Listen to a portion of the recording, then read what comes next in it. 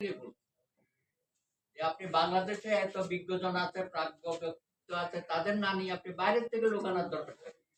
যেটা নিয়ে প্রস্তাবিত হয়ে গেছে। আমরা বাংলাদেশের সিকিউরিটির প্রশ্ন নিয়ে আসছে বাংলাদেশের বাইরের লোক। আপনি কি জানেন এটা? বাংলাদেশের সিকিউরিটির যে উপদেষ্টা একজন আছে এখানে, হ্যাঁ, কত স্বপ্ন দেখাচ্ছে আমাদের। বারবার সমস্যা হয়ে যাচ্ছে। সমস্ত গত মহাসচিব আসলেন, সেখানে গিয়ে বিরাট এক বিলাস মাহফিল করছেন, দোয়া হলো, বলা হলো যে এখন থেকে যাওয়া শুরু, উল্টা আরো 1.5 লাখ ঢুকে গেছে। যাওয়া তো দূরের কথা।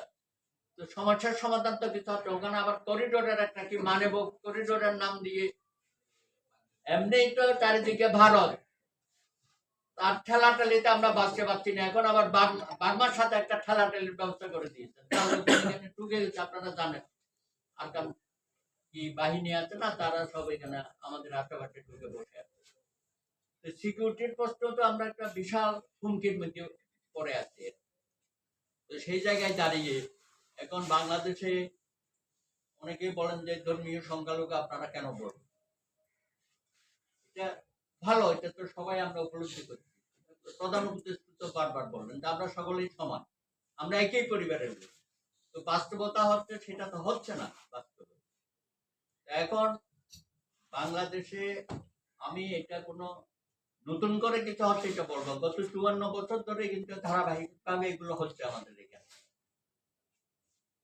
সম্প্রদায়গত ভাবে যে বিমাতা সুলভ আচরণ, এটা সব সরকারের আমলে হয়েছে, এখনো হচ্ছে। অথচ পাকিস্তানে আমরা 24 বছর এগুলোর বিরুদ্ধে লড়াই সংগ্রাম করেছি, অনেক রক্ত দিয়েছে। 52 ভাষা আন্দোলন বলেন, 62 শিক্ষা আন্দোলন, 69-এর মহান গণ অভ্যুত্থান, কোনটা না সকলে মিলেমিশে তো আমরা 71-এর মহান মুক্তিযুদ্ধ, 30 লক্ষ শহীদ, 2 লক্ষ মা বোনের সম্ভ্রম, 90-এর গণ কি না আমরা পার্টিসিপেট করি। সকল সময় তো আমরা চেয়েছি যে একটা পরিবর্তনের মধ্য দিয়ে আমাদের একটা স্বপ্নের যে বাংলাদেশ, মুক্তিযুদ্ধের মধ্য দিয়ে যে আকাঙ্ক্ষা সৃষ্টি হয়েছিল, সেটা আমরা বাংলাদেশে 36 জুলাই গণ অভ্যুত্থান,